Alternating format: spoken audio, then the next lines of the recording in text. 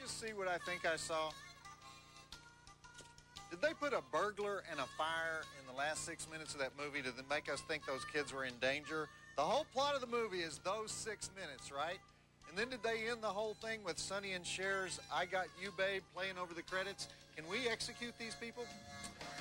All right, let's talk about anything else, please. And, oh, next week is the start of Joe Bob Summer School. 8 weeks, I get to hold a pointer in my hand and pretend I know what I'm talking about. Last year's summer school was so popular, we almost did a spin-off, but Valerie Harper wasn't available, so we blew that off. Anyhow, next Saturday, we're featuring a couple of great westerns. High Plains Drifter, starring Clint Eastwood, and The Long Riders, starring everybody and his brother, literally. The Carradines, the Quaids, the Keaches, they're all in there, okay. Christopher Lambert is about to wander around for 450 years or so, changing nothing but his name and his haircut in the 1986 cult classic Highlander, which also stars Sean Connery as an even older guy who teaches Lambert how to keep his head on, literally. This is probably Sean Connery's, I used to say it was his strangest movie. It's actually his second strangest movie, the first being, of course, the cult favorite Zardoz.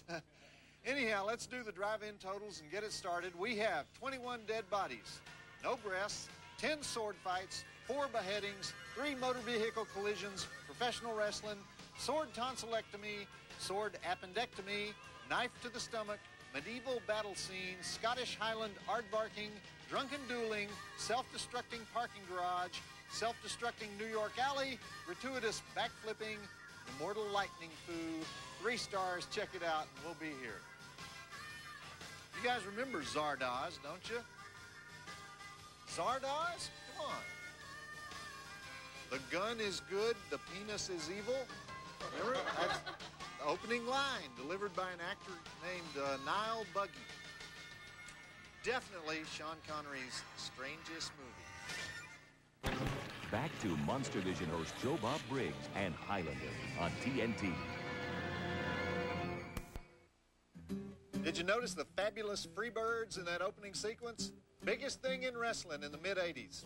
Whatever happened to those guys? 'Cause Michael Hayes, Bam Bam Bigelow, and who was the third one? Who was the third one in the fabulous Freebirds?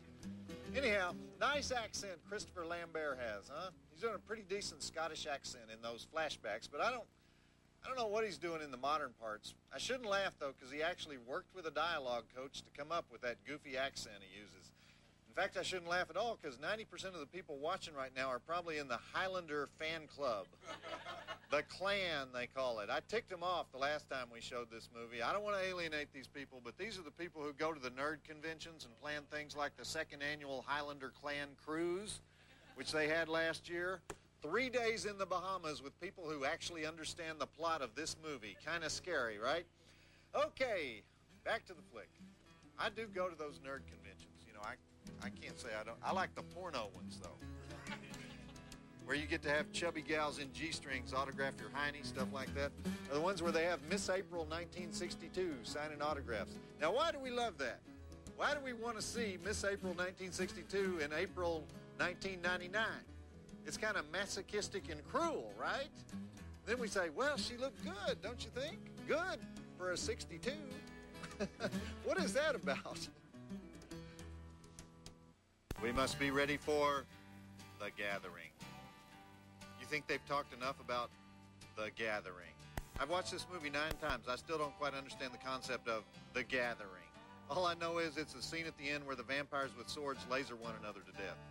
Anyhow, how about that fancy metal detector Roxanne Hart had? All those cars and lead pipes and steel reinforcements, and it went right for that little sliver of sword in the post. That's Roxanne Hart as the feisty forensics specialist. Roxanne's biggest credit is her Tony nomination for that Stephen Sondheim musical about a stalker, Passion. Remember the one where we're supposed to like the stalker? But I think mostly she does TV. She was a nurse on Chicago Hope for a while. Anyhow, she wants to know what's up with the sword fights in the middle of New York City, and I guess I do too, so roll it. She thinks it's strange to see a sword fight in New York. I don't think it's strange. There's something like a 3-day waiting period on guns, right? Swords, nada. Walk in with cash, walk out with 10 pounds of reinforced steel with a mother-of-pearl grip, you know? If this was one of those big-budget shows, we'd send a camera crew to New York to buy a sword, show how easy it is. But this is Monstervision, so Well, we'll send a guy with a Polaroid down to Laszlo's pawn shop in East Dallas, have him buy a Guatemalan switchblade. We could do that. Aye, the quickening. Now we've got the quickening, but only until the gathering. Sean Connery shows up for the big exposition scene. Did you catch that? He's going to explain what's going on in the movie. And so he says, "You cannot die, McLeod." "But how did it happen?" McLeod asked. "Who knows?" says Sean Connery. And that's the whole exposition scene. Who knows is the answer in the exposition scene. Also, he must conceal his power until the gathering, when only a few are left. There will be an irresistible pull to a faraway land to fight for the prize. And also, what a coincidence, not only is Roxanne Hart a forensics pathologist, she's also an expert on ancient sword making. I guess it's kind of like putting the proverbial monkeys in a room. You hang around for 450 years, eventually you're going to meet a female police officer metallurgist. But this has got to be the only movie with a Swiss guy playing a New Yorker who's really a 16th century Scot, and a Scot playing a Spaniard who's really an ancient Egyptian. Sean Connery looks cool, though, doesn't he? He always does look cool. And that underwater scene was very cool, too. The director of this flick started out doing music videos, can you tell? But we'll talk about him at the next break, so let's go. This is another one of those movies that tanked in the U.S., but it did great in France. Christopher Lambert is very big in France. People always say that. They say, well, they don't really know who I am here, but I'm famous in Europe. Like there's all these Europeans walking around saying, can't wait for that next Danny Bonaducci album to come out, you know? Hey, look, Wayne Newton in yet another dramatic role. What an actor. Is there really an alternate universe in Europe, you know? They love me in Liechtenstein. How often do you see that? A headless Sean Connery. But where the heck was McLeod? What did he do? Run down to the Renaissance Fair and dance with a fat girl playing the recorder? Where is there to go in the middle of the misty crags, you know? This movie is really big on misty crags, isn't it, you know? By the way, that castle was used in Monty Python and the Holy Grail. They rent out that castle between golf tournaments. Okay, the director of this flick is Russell Mulcahy, and he's an Aussie guy who did music videos for Culture Club, Duran Duran, Elton John, Billy Joel. Very big back in the early days of MTV. And he made a pretty decent horror film called Razorback about a giant killer pig. Remember when we showed Razorback and we cooked wild boar casserole on six-pack in a movie? What is it about these Aussies and pigs, though? George Miller and the Babe flicks, you know? Not to mention all the pigs that they had in Mad Max Beyond Thunderdome, which we show here occasionally. I always thought Australia was kangaroos and koala bears and crocodiles, but it's really just pigs, right? All right, let's get back to Highlander. I shouldn't joke about pigs, though, because I was in Arkansas recently. They were giving away hogs. That's terrible what happened to the hog producers. They had like 16 cents a pound pork in some places. Not that bacon gets any cheaper. I don't know how that happens, but in Arkansas, you know, pigs are sacred, so woo pig suey. They had pig farmers so depressed they were jumping out of, well, they don't live in tall buildings, but jumping out of pigsties, wallowing in their depression. It was not a pretty sight. Briggs and Highlander on TNT. Well, that was the chick sequence of the film with the sappy Queen ballad. I don't think I'm alone when I say this movie was obviously a little past Freddie Mercury's prime, you know? Anyhow, that was Beatty Edney as the Bonnie Wee Heather, looking very tasty in her younger scenes. In fact, she didn't look too bad as an old lady either. Of course, I would have cast an actual old lady, but that's just me. Christopher Lambert was having an affair with her on the set, so he probably wanted to keep her around, and I'm not going to disagree with him. Okay. Roll it. Chris Lambert, though, he looks kind of like a monkey, doesn't he? Chris Lambert. A lot of women think he's a babe, but he's got those Neanderthal eyebrows, you know? Those eyebrows that look like if you ripped them out, there'd be a golf divot there, you know? Earthy and stinky. They could have made him even older in this movie, like 1,000,000 years old. I would have totally bought it. Oh, Joe Bob, you're just jealous. Earthy, stinky. Host Joe Bob Briggs and Highlander on TNT. Boy, the token black guy didn't last long, did he? Hey, I'm here for the gathering. Whoops, no head. Anyhow, I think it's a good time to read some mail from some of our favorite prisons of America and what we like to call Joe Bob's Jailbreak. And here with this week's letter is the token TNT mail girl, Rusty. Did I hear you say summer school starts next week? Yeah, it does. And what'll you teach this year? All right, I'm glad you asked, because I was thinking of teaching firearms safety the first week, unless the TNT high sheriffs decide they don't want me handling ammunition when they're around, if you know what I mean. I don't blame them. I know that you know how to handle a rifle, but the second week we'll be throwing ourselves into med school. Why don't you come by early that night and we can play doctor? Play doctor with you. What night would that be exactly? That would be July 10th. Oh, the 10th. I'm getting my teeth cleaned on the 10th. At 10 p.m. Well, my dentist is kind of a night owl. Here's a letter from Richard L. Graves at Montana State Prison in Deer Lodge, Montana. Deer Lodge, Montana. Your dentist is a night owl. Sounds kind of like a nice place. Deer Lodge, Montana. Dear Joe Bob, one night while sitting here in prison, I found myself wondering where exactly I had, quote, gone wrong in life. It was in this moment of self-reflection that I stumbled across yourself and Monstervision for the very first time. At first glance, I thought, who is this veritable Jethro Bodine of the film review community? In the evolutionary scheme of things, I must admit I thought you were just a couple of jumps out of the swamp. I said to myself, this is the kind of guy who drives around town with a gun rack in the back of his Pacer. However, as I continued to watch your feature, Night of the Living Dead, the original, I was to be shocked beyond belief. Your commentaries, although somewhat short and pithy, hinted at a rather profound insight not before seen in such illustrious film fare. Zombies with an existentialist twist. Who'd have thunk? Brilliant. After all, who could be a better authority on being and nothingness than a zombie? Richard, what are you in prison for? You sound like one of those philosophy professors who get thrown in the slammer for flashing his students his wang-doodle or something. Anyway, it makes me wonder if there could be a Nobel Prize in Joe Bob's future. Stranger things have happened, like how you come to be seated next to what I regard as the 8th and 9th wonders of the modern world. Yes, of course, I mean Rusty.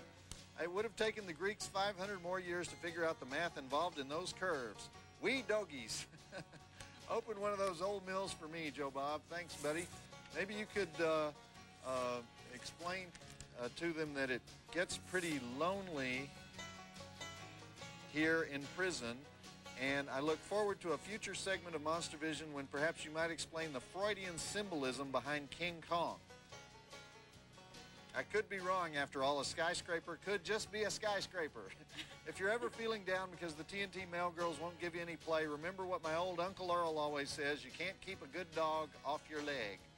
If in the future any of you think you might like to have personalized license plates, please feel free to write. P.S. Don't shoot. I'm only a convicted felon. Keep up the good work. Richard L. Graves, number 35781, Montana State Prison, Deer Lodge, Montana. Appreciate the support, Richard. I assume you witnessed my discourse on that party animal Immanuel Kant. Remember when I did that? Ego cogito sum. I eat waffles, therefore I am. Or was it, I think, therefore I am a waffle? Something like that. I can't remember. Montana State Prison, located in Deer Lodge, Montana, 1,400 male inmates, all security levels. And besides the usual weightlifting equipment and intramural sports, prisoners enjoy tying horsehair belts. You ever seen a horsehair belt, Rusty? If I have, I didn't know it. Well, Montana State Prison also recently boned up on safety by instituting a cook-chill program. Now, what this means is that the prisoners were such bad cooks in the past, they were poisoning themselves. So now they have this program where they can ship in frozen TV dinners for them. You know, I'm sure they love those, too. They also installed a body search machine. I don't even want to know what that is, but thanks for writing in, Richard. We love a captive audience. Free your mind, and your butt will follow. You ever seen a body search machine? No, thank goodness. I can show you how one works. And I could show you a karate kick to the groin that'll make your head spin. What if I said, okay?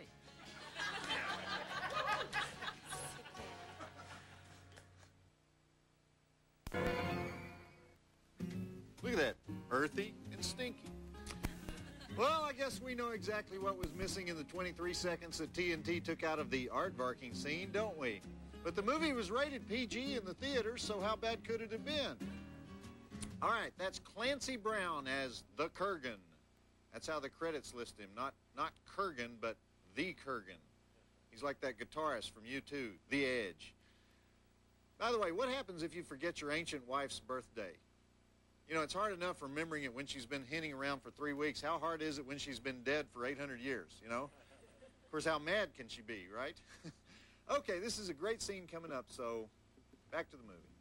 This flick, I forgot, this flick was written by a guy named Gregory White while he was at UCLA Film School, and he says his original script was much darker. Of course, they always say that. You know, I wrote Pretty Woman, but my original script was much darker. Actually, that's true about Pretty Woman, but how much darker could this flick be? You know, they put safety pins in the Kurgan's neck. I had them in his eyeballs. You know, why do they always say that, though? Why don't they ever say, my original script was much lighter? What would be wrong with that? Hollywood darkened it up. You know, it was light. Indeed, another well-timed commercial break right in the middle of the final sword fight. Way to go, TNT. There have been a whole lot of famous shows filmed at Silver Cup Studios in Queens, but this is the first one I've ever seen filmed on top of Silver Cup Studios in Queens. And how did you like the musical irony? A song by Queen as they drive into Queens. Anyway, there's some more grade A editing that happened in this movie. You know that sort of older woman, Rachel, who works in the antique shop with Chris Lambert? Well, they shot a scene where he rescues her as a little girl during World War II, but the studio hacked that out. Not TNT for once. Okay, let's go to the thrilling conclusion of Highlander. Roll it. Did you notice how Christopher Lambert has been living 2 centuries in New York? He invented loft living, right? He moved into that place when a warehouse was a warehouse. I don't know if you remember, but every movie released in the 80s had a guy living in a loft. Back when very few people actually lived in lofts. Now, everybody lives in fake lofts. Because the building never was a factory, never was a warehouse, but they built it to look like a factory or a warehouse so they can say it's full of lofts. But when they were real lofts, nobody wanted to live there. You could get them for like $10 a month. Is anybody following this? Does anybody ever listen to me as I pass judgment on the folly of American culture? I didn't think so.